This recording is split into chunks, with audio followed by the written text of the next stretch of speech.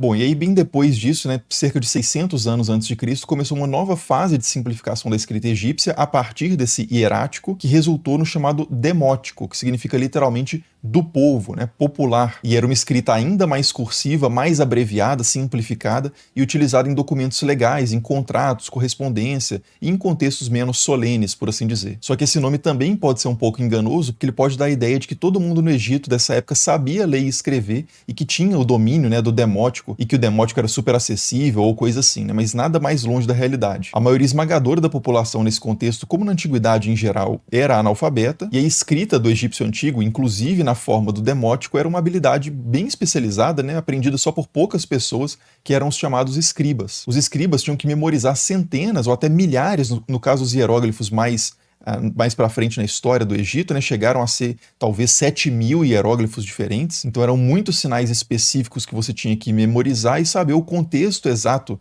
de como utilizar. Era uma gramática, de novo a gente vai ver isso mais para frente, mas uma gramática super complexa também, então demandava uma formação de anos de dedicação praticamente exclusiva, então realmente era uma coisa que poucos podiam se dar ao luxo, né, ou ser colocado nessa posição para aprender esse ofício. Consequentemente, se você sabia escrever no Antigo Egito, né, se você era um escriba, você tinha acesso praticamente garantido a posições muito importantes ali em templos, palácios, cargos de administração. Essa classe dos escribas era realmente muito valorizada. Tem um texto, inclusive, conhecido como Instruções de Duaquete, né, do 2º milênio antes de Cristo, em que o autor diz o seguinte: veja, não há nenhuma profissão livre de supervisores, exceto a do escriba. Ele é o supervisor. E o texto ainda diz, né, nenhum escriba jamais ficará sem comida ou sem as coisas da casa do rei. Que ele viva, prospere e esteja bem. Claro que quem escreveu isso também foi um escriba, né, mas de fato